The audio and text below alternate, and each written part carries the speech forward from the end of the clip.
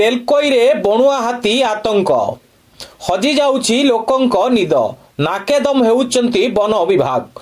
केन्दुझर बनखंड तेलकोई बन्यांचल बणुआ हाथी उपद्रव लोकंक निज हजाई जाउछि।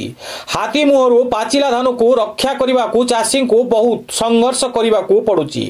लोके संजन एणु हाथ में लाइट एवं रातिर खाइबा खाद्य धरी बिल हुड़ा मुंडे निया जाली फसलर सुरक्षा पाई जीवन को बाजी रे लगाई देउछंती।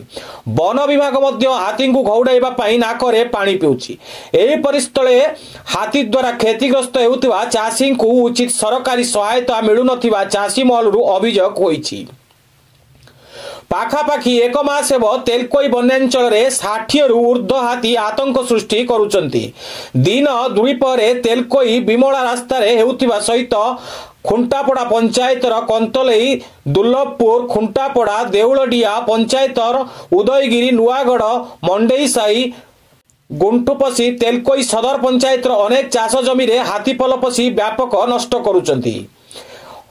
हाथी उपद्रव चलाइथिबा मध्य अभियोग होउछि। हाथी पल व्यापक पाचिला धान खाइबा सहित चाषी बगीचार पसी बहुमूल्यवान गछ भांगी देउथिबा अभियोग होइछि। बुधवार संजनउ एक 40 टिकिया हाथी पल तेलकोई श्री अरविंद पूर्णांग शिक्षा अनुष्ठान नूतन सरकारी बस स्टैंड देई सामकोई नदी पार होई तेलकोई तल साइरे पसी आतंक सृष्टि करथिले। एपरिकी हाथी पल आंब घरगा देई बजार सन्निकट को पहुंचीथिले। व्यापक पाचिला धान खाइबा सहित विकटाल रड़ी छाड़ीथिले।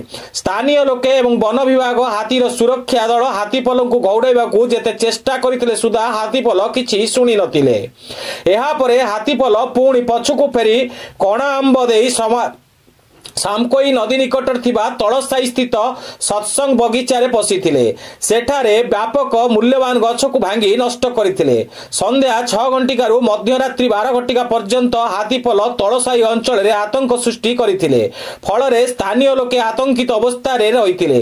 वन विभाग एवं स्थानीय लोकमानक अक्लांत चेष्टा परे हाथीपल को ड्रोन द्वारा निरीक्षण करा जाई घौड़ाइबा परे हाथीपल सत्संग निकट रे सामकोई नदी पार होई जंगल को चली जाइतिले। यहाँ परे हाथीपल पुणी मुंडेईसाई एवं कंतलई अंचल को फेरी जाइतिबा जणा पड़िछि। हाथीपल एबे जामुनालिया स्थित एक हुड़ी रे डेरा पकाइतिबा वन विभाग पक्षरु कुआ जाइछि।